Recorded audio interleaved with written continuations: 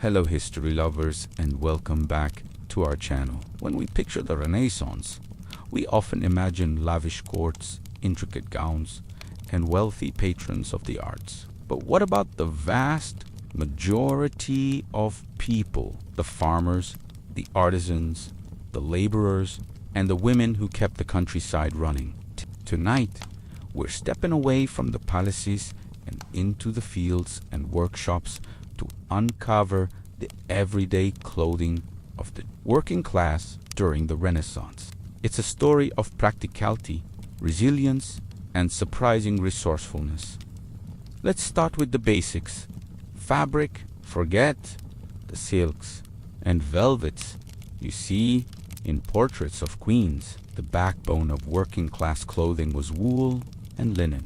Wool was the ultimate all-weather fabric. It was warm, durable, water-resistant, and readily available from the millions of sheep that dotted the European landscape. Linen, made from the flax plant, was the go-to for anything worn next to the skin. It was breathable, absorbent, and much softer than wool, making it perfect for undergarments. Growing and processing flax was a labor-intensive task, often done by women in rural communities. From planting the seeds to spinning the fibers into thread and weaving it into cloth, it was a year-round occupation.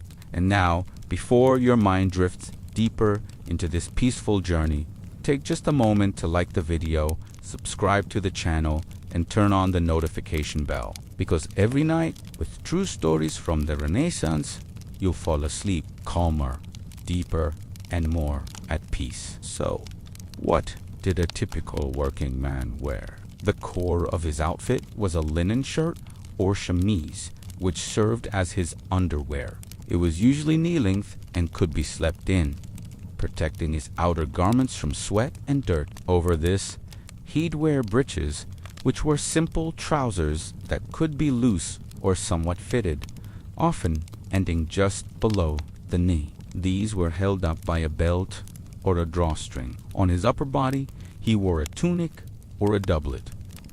A doublet was a short, padded jacket that buttoned up the front. It provided warmth and a bit of shape. For colder weather or rough work, a simple wool jerkin or vest could be worn over the doublet. This layered approach was key. It allowed a man to add or remove clothing depending on the weather and the physical demands of his job.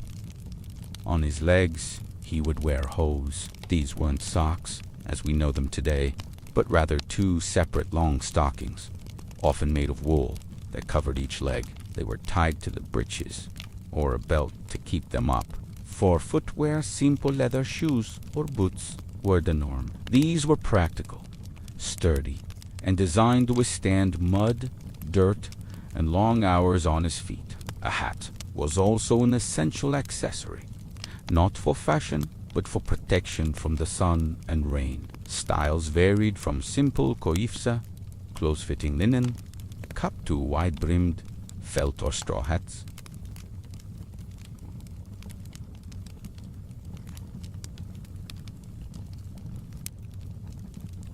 Now, let's turn to the women. Much like the men, a rural woman's wardrobe was built on practicality. Her foundational garment was also a linen chemise, but hers was ankle length, essentially a simple, long dress that served as her underwear. It was her most personal item of clothing, washed more frequently than anything else she owned. Over the chemise, she wore a cartel. A cartel was a fitted gown, typically made of sturdy wool, that laced up the front or side. This lacing was crucial, as it allowed the dress to be adjusted for changes in a woman's body, such as pregnancy. The kirtle was the workhorse of her wardrobe, a single garment that could be worn on its own for daily chores, for extra warmth, or for social occasions like going to church. She would add another layer. And over this could be a simple, sleeveless dress worn over the kirtle, or a fuller gown with sleeves. The colors of these garments were not the drab browns and grays you might imagine. While expensive, bright dyes were out of reach, working people had access to a surprising range of colors from natural plant sources. Weld produced yellow, madar root gave shades of red and orange, and woad created beautiful blues. These colors would fade over time with washing and sun exposure, but daily life wasn't entirely devoid of color. A woman's outfit wasn't complete without a few key accessories. An apron was absolutely essential, worn over the kirtle. It protected her dress from the dirt and grime of cooking, cleaning, and farm work. Aprons were usually made of linen or a tough, coarse cloth called huckaback. On her head, a married woman would almost always wear some kind of covering. This could be a simple linen coif, a veil, or a wimple, which covered the head, neck, and chin. This practice was tied to social and religious customs, signifying her marital status.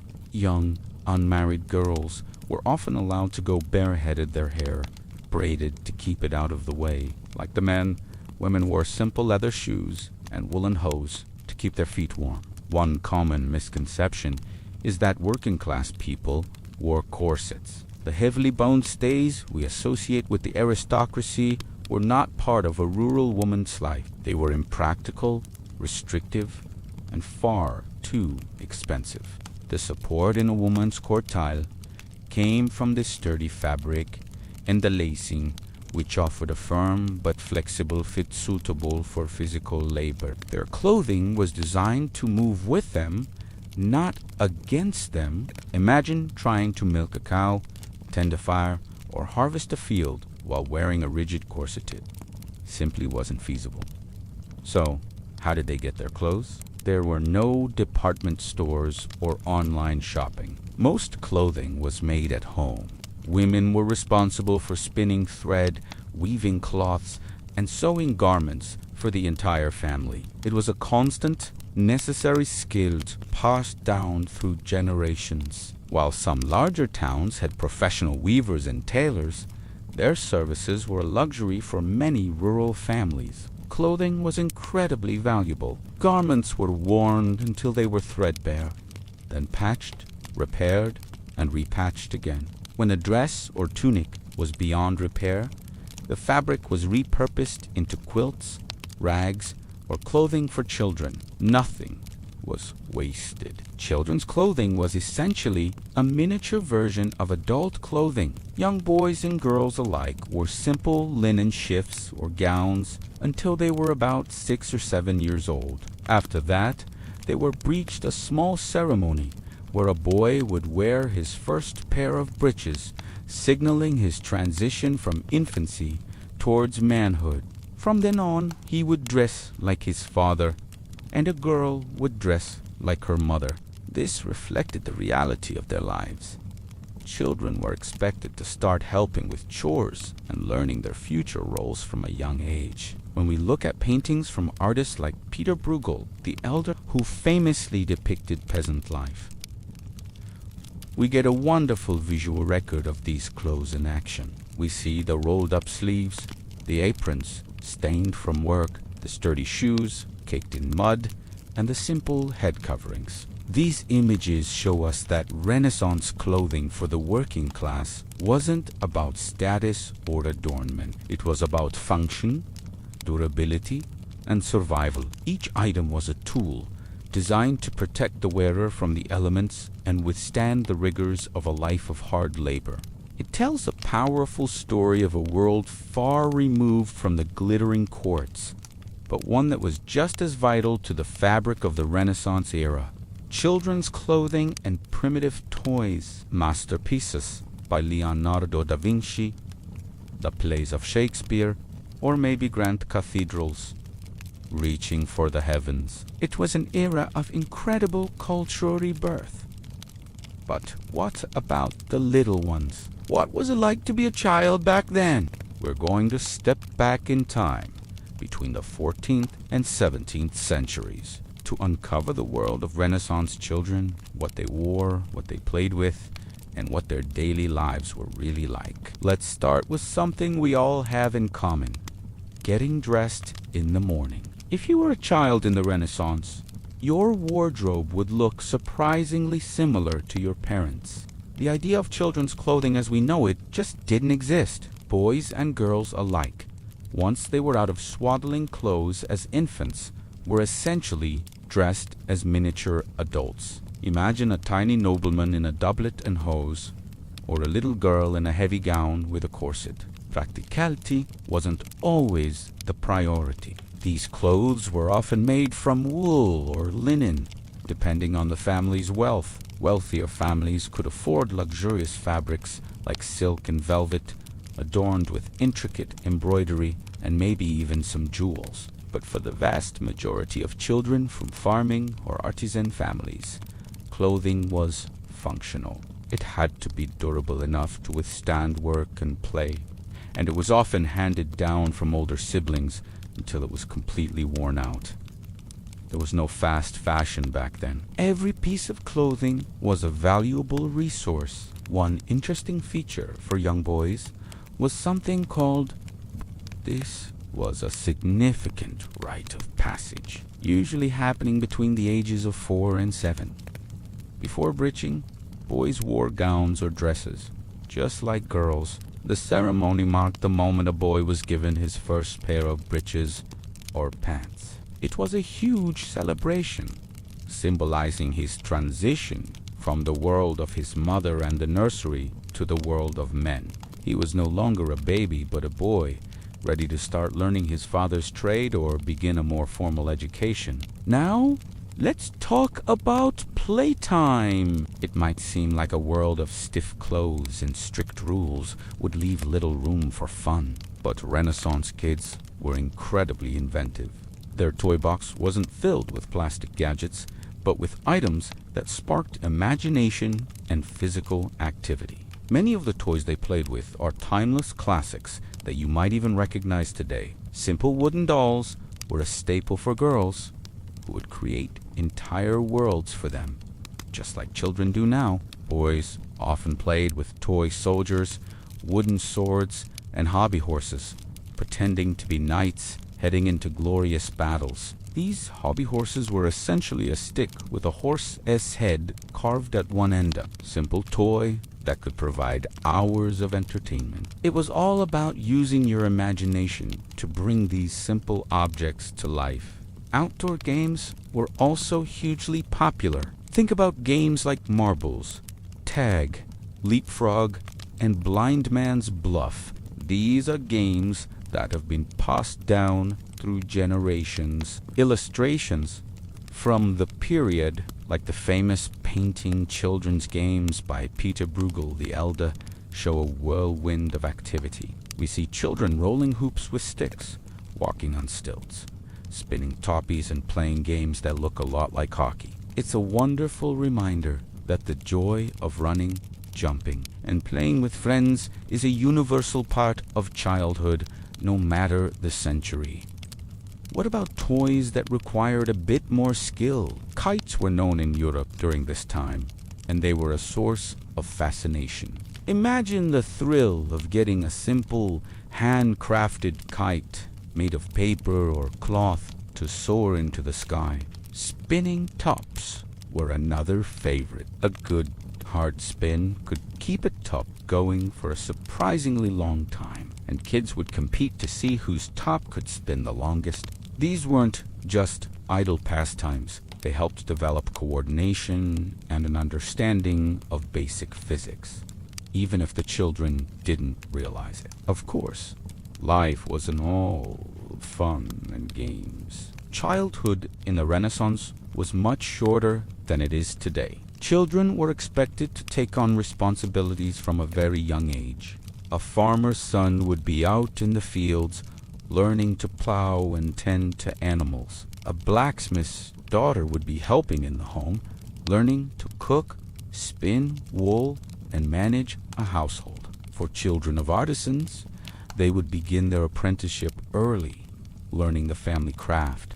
Education was a luxury, mostly reserved for the sons of the wealthy, who would learn Latin, rhetoric, and mathematics. So, when we look back at the Renaissance child, we see a fascinating blend of miniature adulthood and timeless childhood joy. They wore clothes that mirrored their parents, prepared for a life of work from a young age. But they also found time to run, to dream, and to play. Their toys may have been simply a wooden horse, a handful of marbles, a spinning top-pot.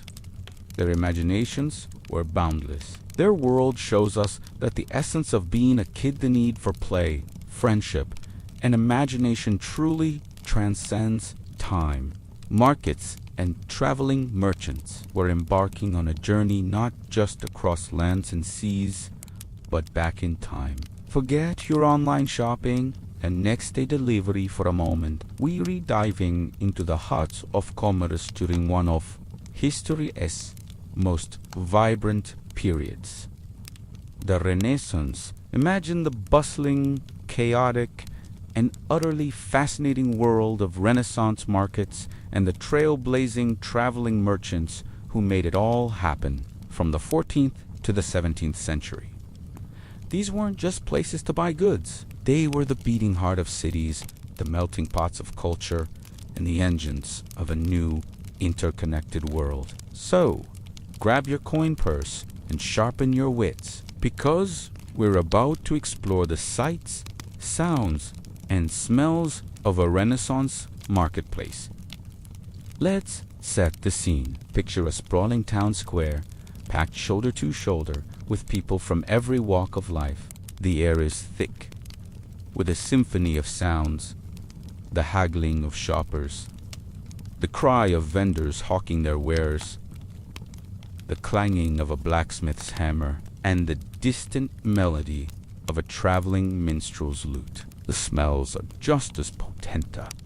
Rich blend of baking bread, fragrant spices from the east, fresh-cut flowers, and, let's be honest, the less than pleasant aroma of livestock and unwashed bodies. This was the daily reality of a Renaissance market. It was a sensory overload, a chaotic dance of commerce and community that formed the core of urban life. From the grand piazzas of Florence and Venice to the market crosses of England and the bustling port cities of the Hanseatic League, these spaces were where the modern world began to take shape. So, who were the stars of this show?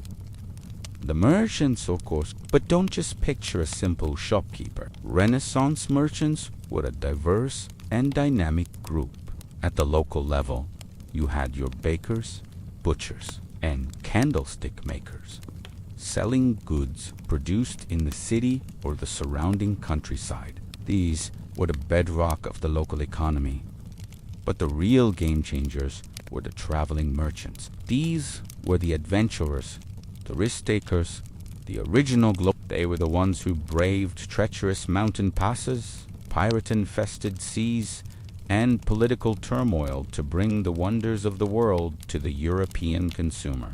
They were the bridge between continents, connecting the workshops of Flanders with the spice markets of Alexandria and the silk looms of China. The life of a traveling merchant was anything but easy.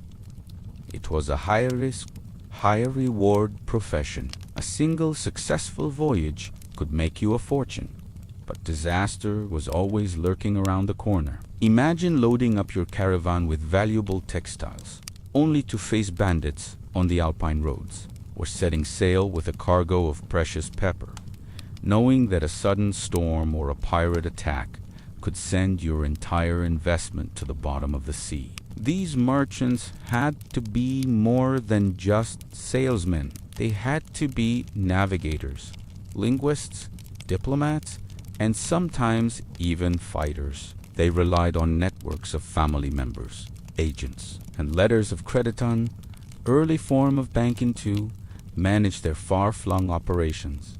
The Medici family in Florence, for example, built an international banking and trading empire on this very model, becoming one of the most powerful families in Europe. What were they selling that was worth all this risk? The goods that flowed through these markets were a testament to a newly globalized world. From the East came the luxuries that the European elite craved: spices like pepper, cloves, and nutmeg, which were worth more than their weight in gold.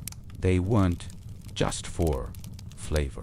They were status symbols, medicines, and preservatives. Silk from China, shimmering and impossibly soft, was another prize. From within Europe itself, there was a constant flow of goods. Fine wool from England and Flanders was transformed into luxurious cloth. German city-states exported metalwork and armor. Italian cities like Venice and Genoa dominated the trade in glass, wine, and paper. The market was a treasure trove where you could find anything from a simple wooden spoon to an exotic parrot brought all the way from Africa. This explosion of consumer goods fueled new desires and changed the way people lived, dressed, and ate. Markets weren't just about buying and selling, though. They were crucial centers of information. News traveled with the merchants. A trader arriving from Constantinople might bring the first word of political shifts in the Ottoman Empire. A sailor docking in Lisbon could share tales of new discoveries across the Atlantic. In an age without newspapers or the internet, the marketplace was the primary hub for gossip, news, and new ideas. This free exchange of information was a powerful catalyst for the intellectual and artistic movements of the Renaissance. It's no coincidence that the wealthiest trading cities, like Florence and Venice, also became the epicenters of Renaissance art and thought. The money generated by trade funded the magnificent cathedrals, the stunning sculptures, and the groundbreaking scientific inquiries that defined the era. The patrons who commissioned works from Michelangelo and Leonardo da Vinci were often wealthy merchants and bankers. As the Renaissance progressed, the nature of trade began to change. The age of the lone traveling merchant slowly gave way to more organized forms of commerce.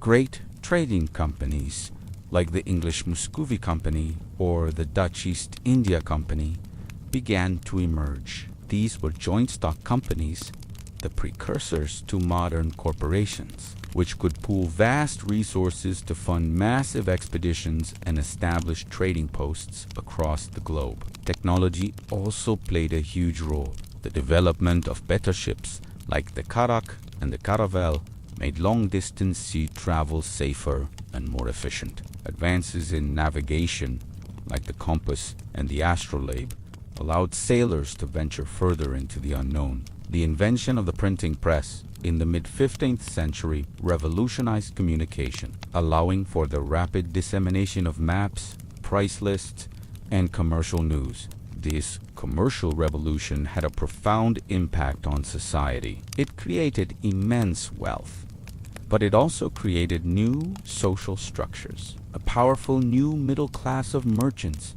bankers, and skilled artisans, though bourgeoisie rose to prominence. They challenged the old feudal order, which was based on land ownership and noble birth. Cities swelled in size and influence, becoming centers of power that rivaled the old aristocratic courts. This shift wasn't always smooth. It led to social tension, competition between cities, and even wars fought over trade routes and resources. But the momentum was unstoppable. The engine of commerce, fired up in the bustling markets of the Renaissance, was propelling Europe and the world into the modern age. So, the next time you tap your card or click buy now, take a moment to remember these Renaissance pioneers. Remember the traveling merchants who risked everything to connect the world, and the vibrant, chaotic markets where cultures collided and the modern economy was born. They laid the foundation for the global network of trade we rely on today. Their world of caravans, carracks, and city squares may seem distant, but their spirit of adventure, innovation, and enterprise is a legacy that continues to shape our lives. Local foods and old recipes. We're firing up our time machine and setting the dials for the 14th to the 17th century. That's right, we're embarking on a delicious journey back to the Renaissance. an era not just of artistic rebirth, but of incredible culinary transformation. Forget what you think you know about old-timey food. We're going to uncover the vibrant, flavorful, and sometimes downright surprising world of what people ate. From the bustling kitchens of Italian nobles to the humbled hearts of English farmers. We'll explore forgotten recipes and the stories behind the ingredients that defined an age. So, grab your apron, sharpen your knives, and get ready to feast like it's 1524. Let's get cooking. First, let's set the table. The Renaissance was a period of immense change. New trade routes were opening up, connecting Europe to the far corners of the world. This wasn't just about silks and spices. It was a culinary revolution. Suddenly, ingredients that were once outrageously expensive or completely unknown started appearing on European tables. We're talking about sugar, nutmeg, cloves, and cinnamon from the East.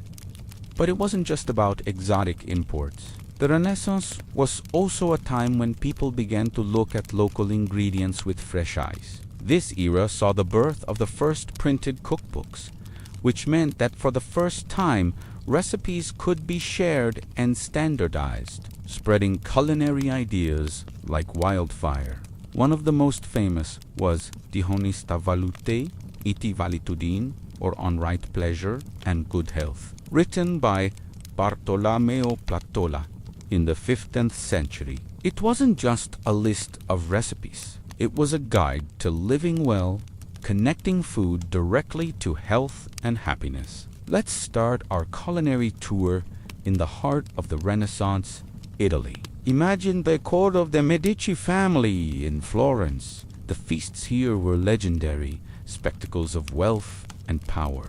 A key feature of their cuisine was the agrodolce flavor profile, that perfect balance of sweet and sour. They would combine vinegar and sugar or honey with fruits like raisins and prunes in savory meat dishes. A popular dish was a form of sweet and sour wild boar, seasoned with a rich blend of spices and served with fruits. They also adored pies, or torte. But these weren't just simple apple pies. They were elaborate creations, often filled with a mix of meats like veal and pork, cheese, herbs like marjoram and parsley, and sweetened with sugar and studded with pine nuts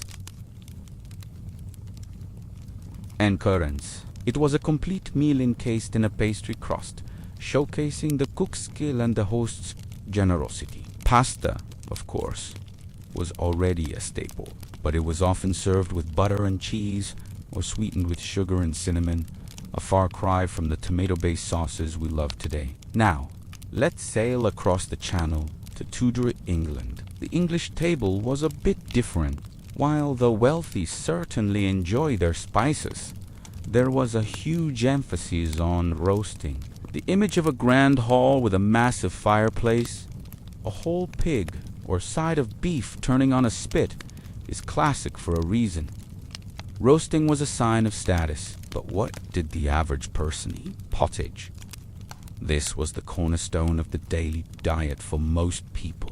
Think of it as a thick, hearty stew or porridge made from whatever was available. The base was usually oats or barley, cooked for hours with vegetables from the Gardenians, leeks, cabbage, and peas. If you were lucky, you might throw in a bit of bacon or a scrap of salted meat for flavor. Bread was another staple, but not the light, fluffy loaves we have. It was dense, dark rye or barley bread, often used as a plate itself, called a trencher. After the meal, the sauce-soaked trencher might be given to the poor or fed to the dogs. It was the ultimate in zero-waste dining. One fascinating aspect of Renaissance cooking was the use of color. Food wasn't just for sustenance, it was for show. Chefs would go to great lengths to make their dishes visually stunning. They used natural food colorings to create vibrant feasts. For example, saffron or egg yolks would create a brilliant gold or yellow, perfect for a dish served to royalty. Parsley or spinach juice would yield a deep green, while sandalwood or alkanet root could produce a rich red. There were even recipes for creating a shimmering blue using flowers like via. Imagine a multi-course meal where each dish was a different, brilliant color. It was a form of edible art designed to impress guests before they even took their first bite. This love for presentation also extended to subtleties, intricate sculptures made from sugar paste or marzipan, often depicting castles, animals, or mythological scenes. They were the centerpieces of the banquet table, pure edible fantasy. Let's talk about a recipe you could actually try at home. We're going to make a simple version of a Renaissance syrup tart, something that bridges the gap between sweet and savory. It's called a spinach tart, but it's not what you might expect. First, you'll need a pastry shell. Then, for the filling, you'll wilt a good amount of fresh spinach. Squeeze out all the water. This is crucial. In a bowl, mix the chopped spinach with a couple of eggs, some grated cheese like a mild cheddar or parmesan, and a pinch of nutmeg and ginger. Here is the Renaissance twist. Add a tablespoon of sugar and a small handful of raisins or currants. Pour this mixture into your pastry shell and bake it until the filling is set and the crust is golden brown. The result is a surprisingly delicious combination of flavors. The earthy spinach, the savory cheese, the warm spices, and that little pop of sweetness. It gives you a real taste of the complex flavor profiles they loved so much back then. As we move into the later Renaissance, the 16th and 17th centuries, the culinary world was rocked by the arrival of new ingredients from the Americas. This is known as the Columbian Exchange. Imagine a European kitchen before tomatoes, potatoes, bell peppers, corn, or chocolate. It's almost impossible, but that was the reality. The introduction of these new foods wasn't instant. Initially, many were viewed with suspicion. Tomatoes, for instance, were thought to be ornamental and possibly poisonous for a long time. Potatoes were slow to catch on as a food for humans. But eventually, these ingredients worked their way into the local cuisines, changing them forever. Turkey arrived from the New World and quickly became a celebratory bird in England, and chocolate, initially consumed as a bit spicy drink by the Spanish aristocracy, began its journey to becoming the beloved treat we know today. This period laid the groundwork for modern European cuisine as we know it. So, what can we take away from our culinary trip to the Renaissance? It was an era of incredible creativity and exploration in the kitchen. They mastered the art of balancing sweet, sour, and savory. They celebrated both local and exotic ingredients, and they understood that food was meant to be a feast for the eyes as well as the stomach. It reminds us that our own food traditions are part of a long, ever-evolving story. The recipes and techniques from this period aren't just historical artifacts. They are a source of inspiration, encouraging us to be a little more adventurous in our own kitchens, to try new flavor combinations, and to remember that a great meal is about more than just tasted, about community, celebration, and a little bit of magic, drinks, and the tradition of wine. We're uncorking a fascinating chapter of history, one filled with rich aromas, lively gatherings, and the clinking of glasses. We're traveling back to the Renaissance, a time of incredible art and innovation. But what were people actually drinking? Was it all just water and ale?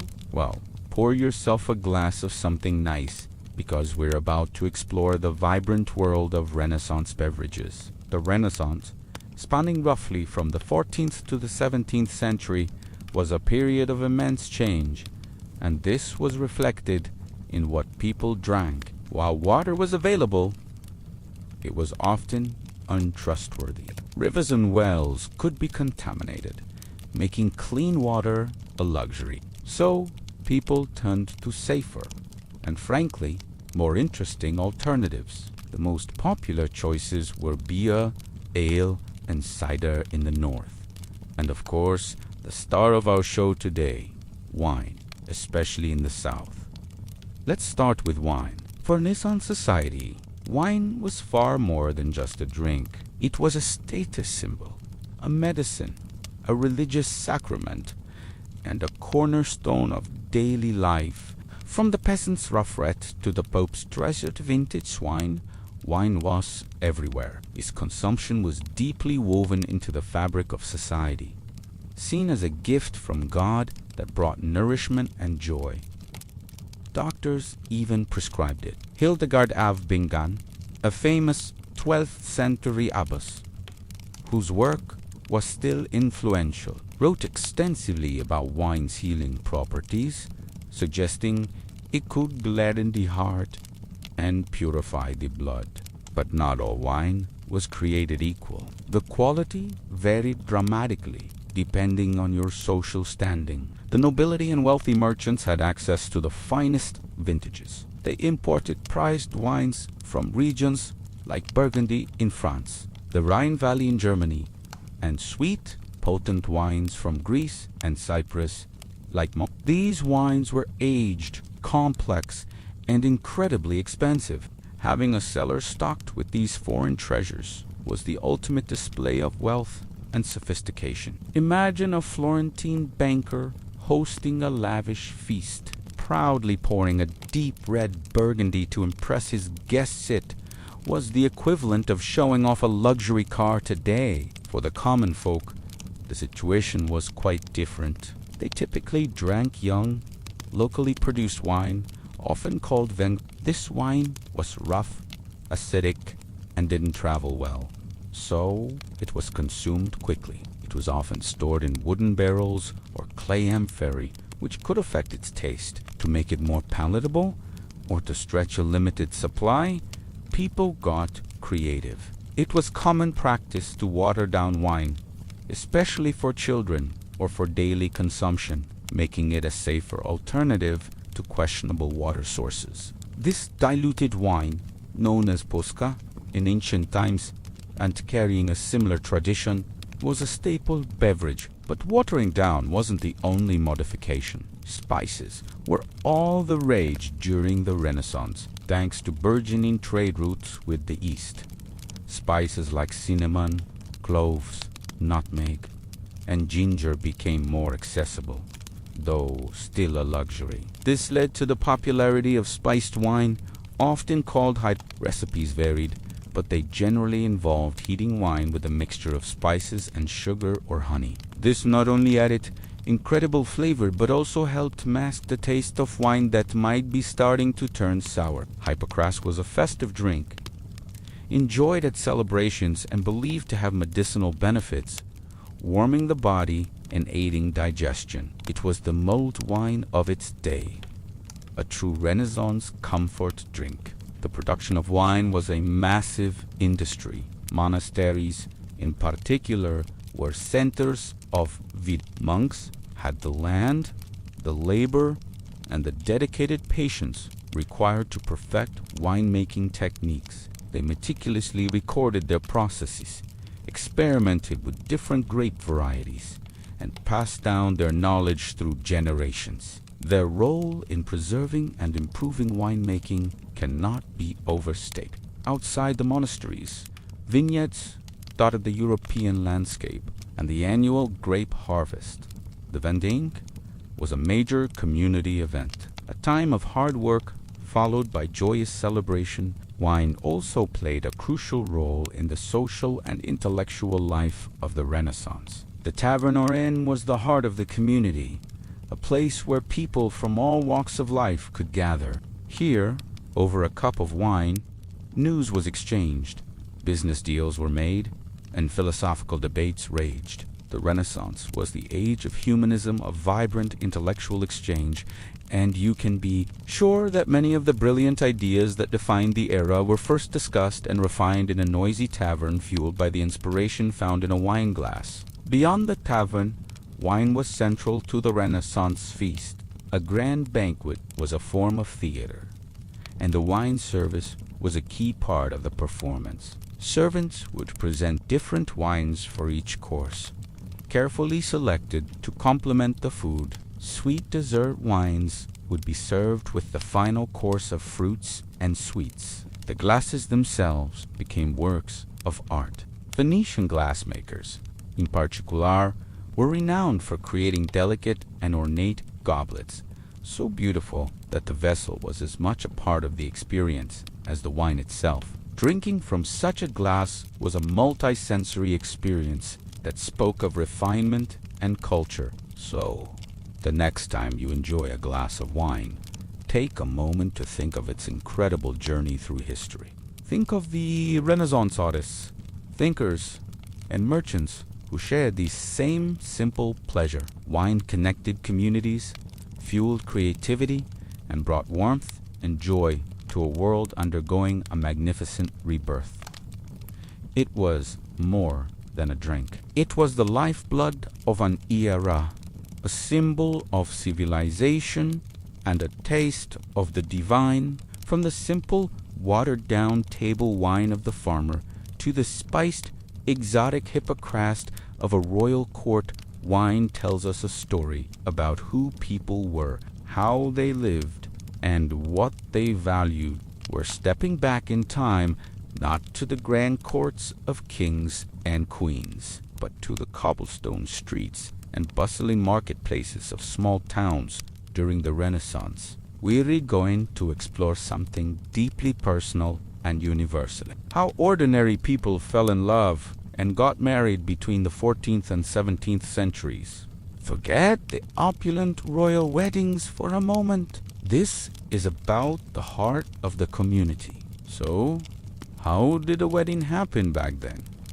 It wasn't a one-day affair. It was a long, carefully negotiated process.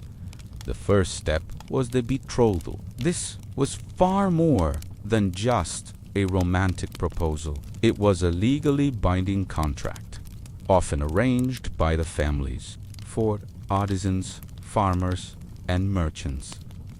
A marriage was a strategic alliance. It was about combining workshops, merging land, or securing a valuable trade connection. Fathers and male guardians would meet to hammer out the details.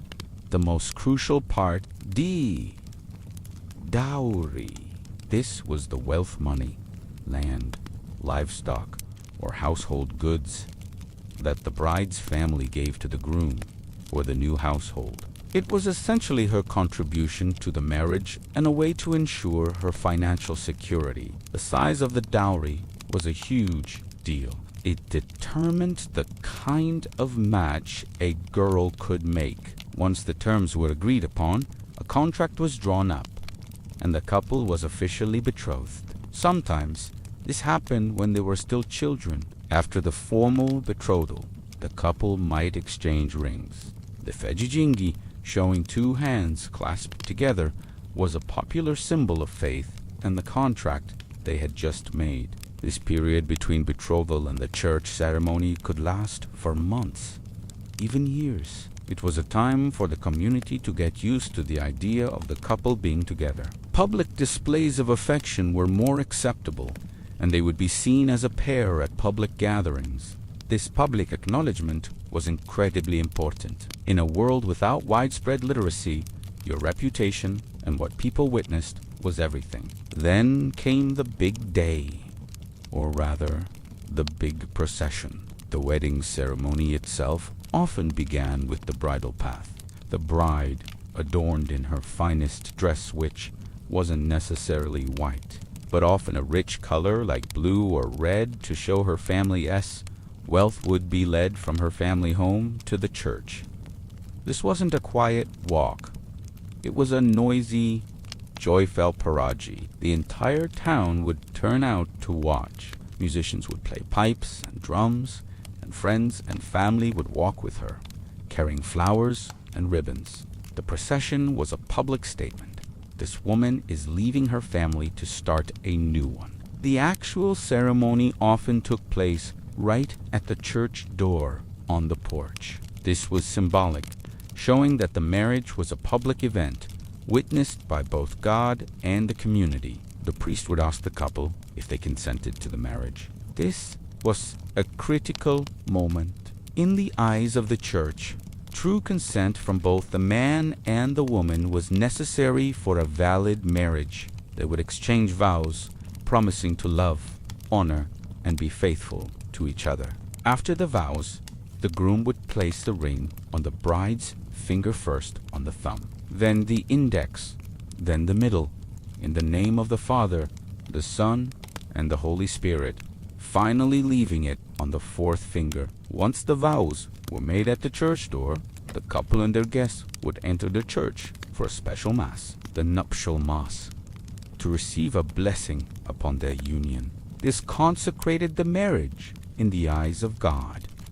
After the solemnity of the church, it was time to celebrate, and Renaissance townsfolk knew how to throw a party. The wedding feast was the highlight of the day.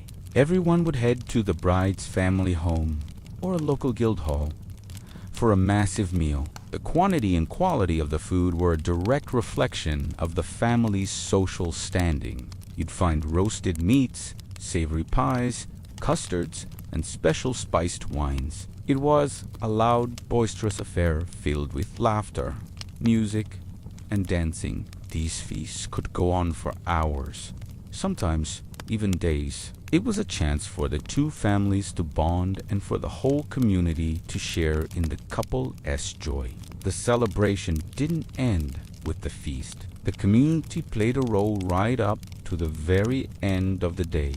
A rather interesting tradition was the bedding ceremony. After the feast, the guests would playfully escort the newlyweds to their bedroom. A priest might come to bless the marriage bed to encourage fertility. It sounds a bit strange to us today, but it was another public affirmation of the marriage. The community was essentially witnessing the final step in the creation of a new family unit. It symbolized the hope for future children who would become the next generation of the town. So, a Renaissance wedding in a small town was far from a private affair.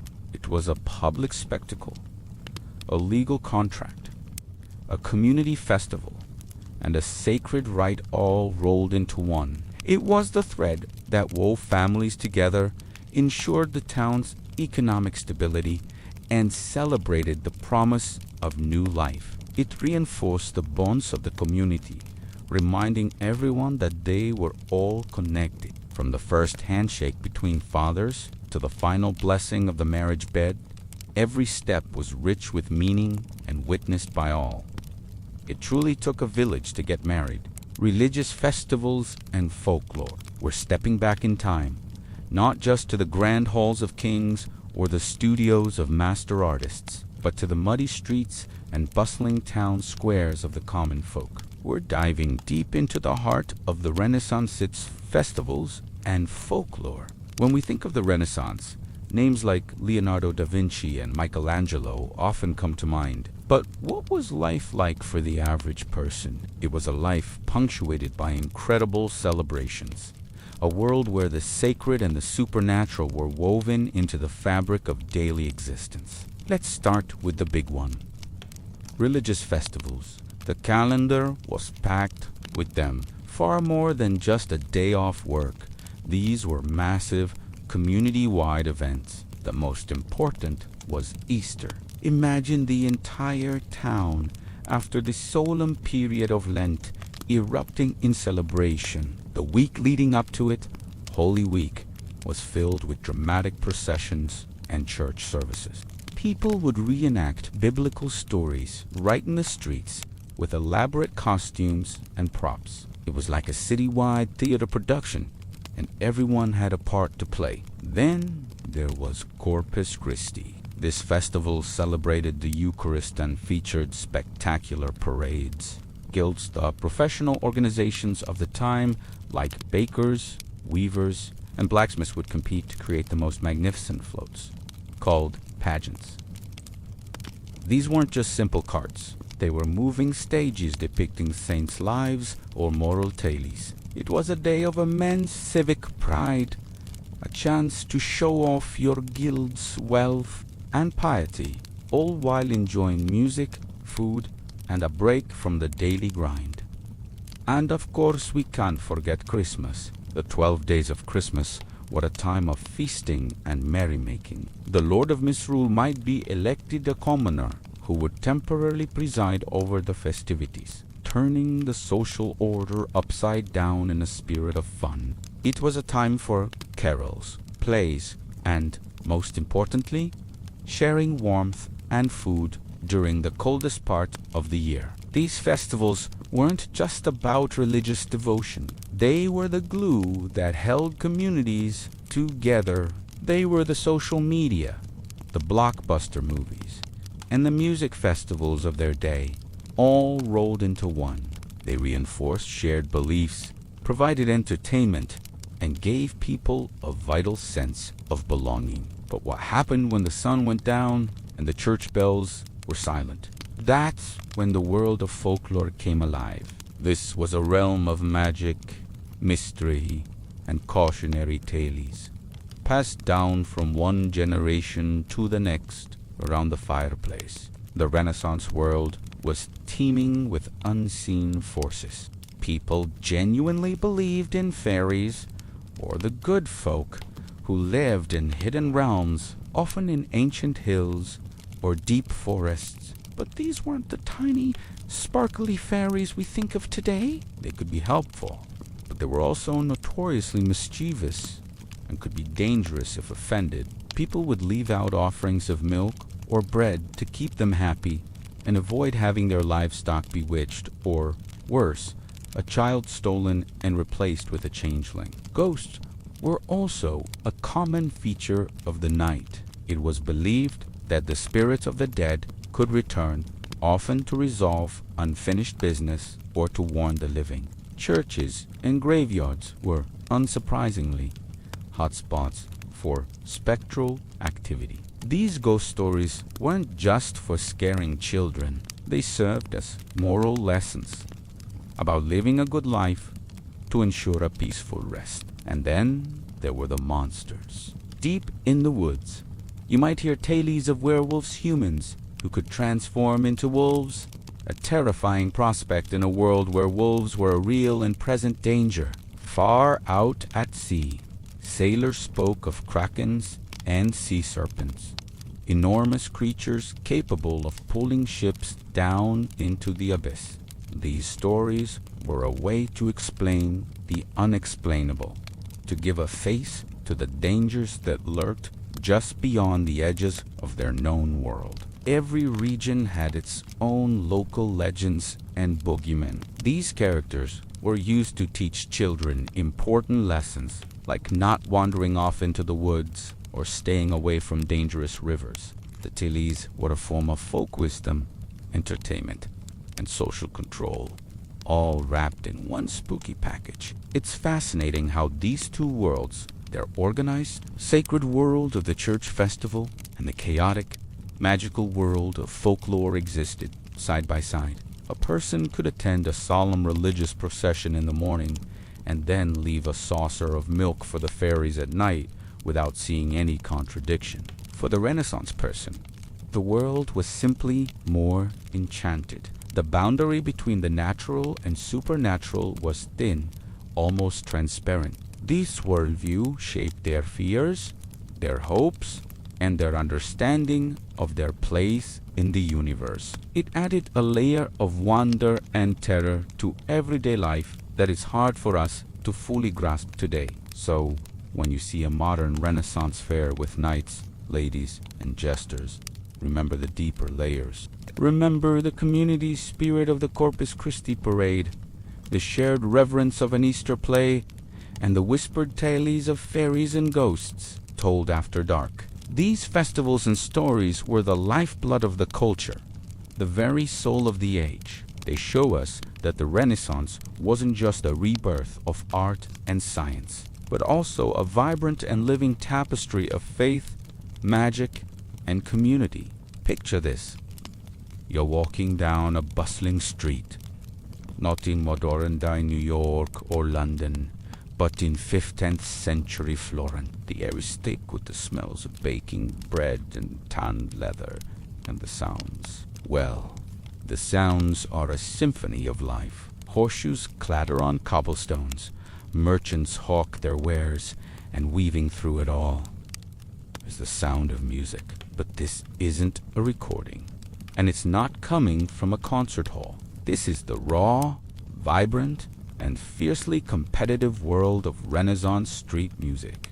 We're journeying back in time to an era we associate with masterpieces by Leonardo da Vinci and Michelangelo. But the creative explosion of the Renaissance wasn't confined to studios and chapels. It spilled out onto the streets, and music was its lifeblood. From the grand piazzas of Venice to the winding alleys of Paris, musicians were the social media influencers of their day, shaping the city's soundtrack and fighting for their spot in the limelight. So, grab your lute, tune your viol, and let's explore the forgotten rivalries and melodies of the Renaissance streets. Before we dive in, what exactly was a street musician back then? The term covered a huge range of performers.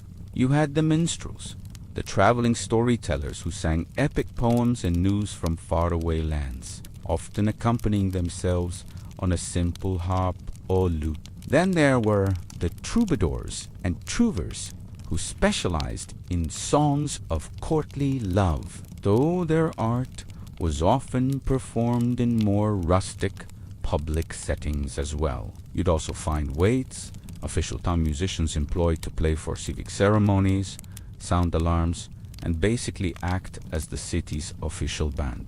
But the most common figures were the freelancers, the gig workers of the 14th and 15th centuries. These were the men and women who lived and died by their ability to draw a crowd and earn a few coins. They played whatever the public wanted to hear: popular dance tunes, soulful ballads, and lively drinking songs. Their instruments were portable and loud enough to cut through the street noise. Think shums, which are like an early oboe, bagpipes, fiddles, lutes, and, of course, the trusty drum and tambourine to get people moving. Life on the musical cobblestones was anything but easy. This wasn't just about passion, it was about survival. A good day meant a full belly and a warm place to sleep. A bad day meant, well, it meant going hungry. This constant pressure created an environment of intense competition. A prime spot in a busy market square wasn't just given, it was earned, and often it had to be defended. Imagine two fiddlers setting up on opposite corners of the same piazza. This wasn't a friendly jam session. This was a duel. They'd try to outplay each other, not with swords, but with speed, complexity, and volume.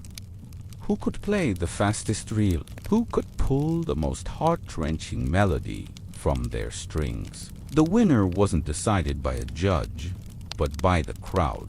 The musician who drew the bigger audience, who earned the most coins tossed into their hat, was the victor. The loser might have to pack up and find a less desirable and less profitable location. These rivalries weren't just about individual pride. They were about reputation. A musician's reputation was their currency. Word would spread about the lute player with the fingers of an angel or the piper whose melodies could make a stone weep. A strong reputation meant you were more likely to be hired for private events, weddings, feasts, and parties for wealthy merchants who wanted to impress their guests. These private gigs were the jackpot. They paid far better than street busking and offered a level of stability that was a rare luxury. So, the daily grind on the street was also an audition. Every performance was a chance to be noticed by a wealthy patron who might be passing by. This added another layer of pressure to every note they played. A single mistake, a cracked note, could mean the difference between a simple meal and a lucrative contract. The competition wasn't limited to individual musicians. Guilds and musical families often dominated the scene in certain cities. Think of it like musical mafias. A family of sham players might own a particular bridge or square, and they wouldn't take kindly to newcomers trying to horn in on their territory. These disputes could get heated. While we don't have many records of outright brawls, we do have accounts of musicians publicly insulting each other through songa practice called flighting. They'd improvise verses, mocking their rivals' playing, appearance, or even their mother. It was the 15th century equivalent of a rap battle, and it was incredible entertainment for the public, but let's not paint it as all doom and gloom. This rivalry was also a powerful engine for innovation. To stand out, a musician had to be better. They had to be more creative. This competitive environment pushed them to master their instruments, to learn the latest popular tunes from other regions, and even to compose their own original music. A street performer who could play a brand new, catchy dance tune that no one else knew was guaranteed to draw a crowd. This is how music evolved. Ideas spread from town to town, carried by these traveling musicians. A melody born in a Spanish market could find its way to a German festival within a matter of months, adapted and changed along the way. The streets were a living laboratory of musical experimentation, far more dynamic and fast-paced than the formal, rigid music of the church or the royal court. The music had to be immediate, accessible, and emotionally resonant. It had to make you want to dance, sing, or drop a coin in the hat. Let's talk about the instruments for a moment. The lute was a superstar of the Renaissance. Like the acoustic guitar of its day, its delicate sound was perfect for intimate ballads. But a skilled player could also produce lively dance music. Then you had the viol, a bowed string instrument that was a forerunner to the cello. It had a mournful, soulful tone. For sheer volume, nothing beat the sham and the sackbut, an early trombone. A duo of these instruments could be heard from several blocks away, making them perfect for grabbing attention in a noisy environment. And let's not forget percussion, the tabor, a small drum, and the tambourine provided the essential rhythm that was the backbone of all dance music. The skill level of these musicians varied wildly. Some were true virtuosos, who, in another life, might have been celebrated court composers. Others were scrappy performers who got by on charisma and a few simple, crowd-pleasing tunes. But the best of them were masters of improvisation. They could take a simple folk melody and spin it into a dazzling, complex variation on the spot, reacting to the energy of the crowd. This ability to read an audience and give them what they wanted was the most important skill of all. So, the next time you see a busker on a street corner pouring their heart into a song, take a moment. They are part of a tradition that is centuries old. They are the direct descendants of those Renaissance musicians who fought for their dinner with a fiddle and a song. The technology has changed, but the hustle, the passion, and the desire to connect with an audience through music remain exactly the same. The street has always been, and will always be, one of the most honest and exciting stages in the world. Ever wonder what kids did for fun before smartphones and video games? Let's travel back in time, way back, to the Renaissance from the 14th to the 17th century. Picture the narrow cobblestone alleyways of Florence or London. The air is filled with the clatter of horse-drawn carts, the shouts of merchants, and something else. The sound of children playing. These weren't just simple pastimes. These games were a vibrant part of life. teaching kids everything from strategy to social skills right there in the streets. So, what were these games, and what can they tell us about childhood hundreds of years ago? Let's dive into the lost world of Renaissance alleyway games. One of the most famous depictions of these games comes from the Flemish painter Peter Bruegel the Elder. His 1560 masterpiece, Children's Games, is like a visual encyclopedia, showing over 80 different games being played in a bustling town square. It's an incredible window into their world.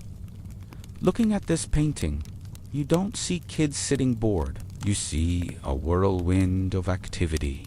Boys are rolling hoops with sticks, a game that required skill and balance to keep the hoop upright and moving. Girls are playing with knucklebones, a game of dexterity similar to modern dijaks, using the ankle bones of sheep. This painting reminds us that play has always been essential, a universal language spoken by children across the ages. It wasn't just chaos. It was a structured world of rules, competition, and pure joy. Let's start with the games of skill. Imagine a group of boys huddled in a corner, completely focused. They might be playing marbles, or taws as they were sometimes called. But these weren't the colorful glass spheres we know today. Renaissance marbles were often made of actual marble, clay, or even polished stones. The goal was the same: to knock your opponent, as marbles, out of a circle drawn in the dirt. It taught precision, aim, and a bit of physics. Another popular skill game was quoits, a forerunner to horseshoes. Kids would toss iron or stone rings, trying to get them to land around a spike or hub stuck in the ground. This wasn't just about strength. It was about judging distance and mastering the perfect dart. These games honed physical coordination and strategic thinking, skills that would be valuable in their adult lives, whether they became artisans or soldiers. Then there were the running games, the ones that filled the alleys with breathless laughter and shouting. You'd definitely recognize some of them. Games like Hoodman Blind, which is what we now call Blind Man's Buff, were incredibly popular. One child would be blindfolded, often with their own hood, and would have to catch the others, who would playfully taunt and dodge them. It was a thrilling game of sensory awareness and trust. Another classic was tag, or, as it was sometimes known, tig. The rules were simple, as they are today. One person is it and chases the others. But imagine playing this on uneven cobblestones, dodging barrels and weaving through crowds of people. It was an exhilarating test of agility and speed. These games weren't just for burning off energy. They were for learning the layout of their neighborhood, mastering their physical environment, and navigating social dynamics in a very direct way. Of course, not all games were about running and throwing. Many involved imagination and mimicry. Children loved to play at being adults. You'd see little girls holding weddings for their dolls, which were often simple creations made of rags, wood, or even corn husks. They would act out the domestic chores they saw their mothers doing, like washing clothes or cooking imaginary meals with mud and leaves. Boys, on the other hand, might stage mock battles using sticks as swords and pot lids as shields. They would pretend to be knights, jousting in the alleyway, their imaginations transforming the mundane street into a grand tournament field. These games of make-believe were crucial. They were how children processed the world around them, understood social roles, and rehearsed for the lives they expected to lead. Let's talk about the toys themselves. Unlike today's mass-produced plastic toys, Renaissance playthings were almost always handmade, either by a parent or by the children themselves. A simple stick could become a sword, A horse, or a tool, a spinning top, or whirligig could be carved from a piece of wood and set spinning with a length of string. These were a source of fascination, a small lesson in physics about momentum and balance. Hoops, as seen in Bruegel's painting, were often just the metal bands from a wooden barrel kept rolling with a stick. Balls were made from an inflated pig's bladder, covered in leather for durability. These simple, often repurposed objects sparked incredible creativity. Children didn't need a specific toy for a specific purpose. They used their imagination to give any object 1,000 different lives. What about group games that required a bit more organization? One that pops up in records is Prisoner's Base. This was a more complex version of tag, involving two teams and prisons on either side of the playing field. Players would try to tag their opponents and send them to prison, while their teammates would try to stage daring rescues. It was a game of strategy, teamwork, and risk. You had to decide when to attack, when to defend, and when to try and free a captured teammate. It teaches cooperation and the idea of working towards a common goal. Another popular team game was an early form of football, though it was far more chaotic and had very few rules. Villages might play against each other, with a ball being kicked, thrown, and carried through the streets towards a designated goal, like the church door. It was rough, rowdy, and a massive community event. Did girls and boys play together? Often, yes, especially when they were younger. In the running and chasing games, the groups were frequently mixed. However, as they got older, the games they played often began to reflect the gender roles of the time. As we mentioned, girls were more likely to be seen playing with dolls and practicing domestic scenarios, while boys were more likely to engage in mock combat and more physically aggressive sports. This wasn't a strict rule, and Bruegel's painting shows boys and girls playing together in various activities, but the games did, in a way, serve as a gentle training ground for the very different adult lives that a man and a woman in the Renaissance were expected to lead. These games weren't just for fun.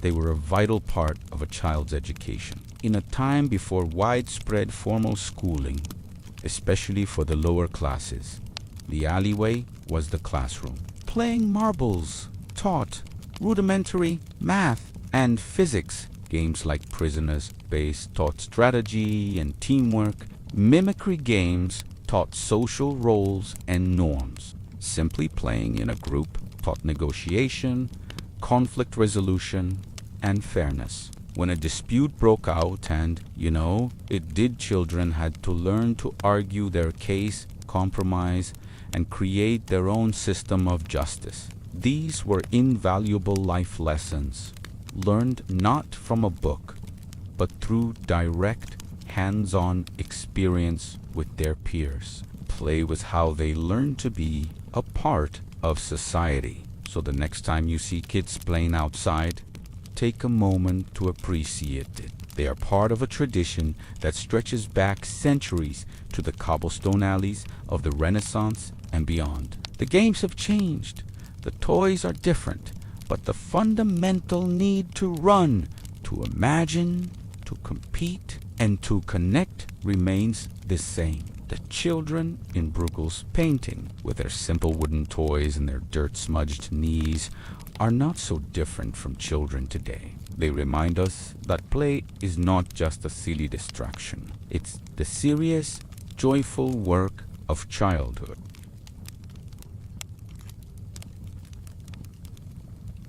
Have you ever wondered what life was really like during the Renaissance? We always hear about the grand masterpieces of Michelangelo and Leonardo da Vinci, the towering cathedrals, and the powerful Medici family. But what about the everyday objects? The things people touched, used, and cherished in their daily lives? We're pulling back the curtain on the grand paintings to explore the incredible world of Renaissance, handicrafts, and the minor arts. And trust me, there's nothing minor about them. The Renaissance was an explosion of creativity that wasn't just confined to canvases and marble. It spilled over into every corner of life. The very same ideals of humanism, beauty, and the revival of classical antiquity that fueled the high arts also transformed the world of decorative arts. Wealthy patrons, from Italian merchants to German princes, didn't just want a famous painting on their wall. They wanted their entire environment to reflect their status, taste, and intellect. This created a massive demand for skilled artisans. Let's start with furniture. Forget simple, functional tables and chairs. Renaissance furniture was architecture in miniature. Craftsmen, especially in Italy, created incredible pieces like the cassone or marriage chest. These weren't just storage trunks. They were elaborate works of art, often covered in intricate carvings, painted scenes from mythology or literature, and gilded with gold leaf. A bride would bring a cassone to her new home, and it was a symbol of her family's wealth and a centerpiece of the household. The detail was astonishing, featuring motifs like acanthus leaves, cherubs, and classical columns, all carved from rich woods like walnut. Then there's the dazzling world of metalwork. Think a farmer.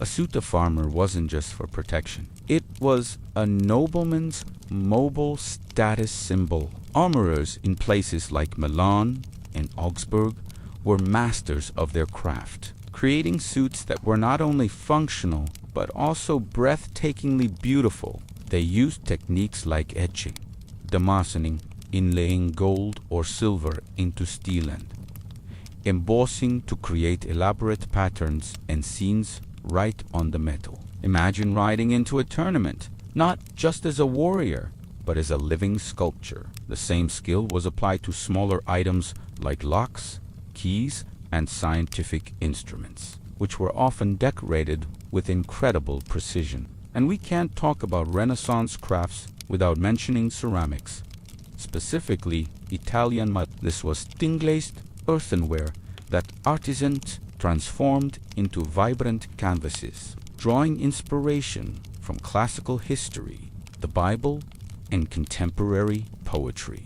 They painted intricate narratives onto plates, jugs, and pharmacy jars. The colors were brilliant bold blues, sunny yellows, and rich oranges. A set of Maiolica dinnerware was a sign of immense culture and sophistication. It was like eating off a storybook, each piece telling its own tale. Textiles were another area of incredible artistry. In cities like Florence and Venice, weavers produced luxurious fabrics like velvet and damask silk. These weren't just plain cloths. They were woven with complex patterns, often using gold and silver threads to create shimmering, opulent designs. These fabrics were so valuable, they were listed in dowries and wills. Tapestries were the large-scale version of this. Huge woven pictures that decorated the cold stone walls of castles and palaces.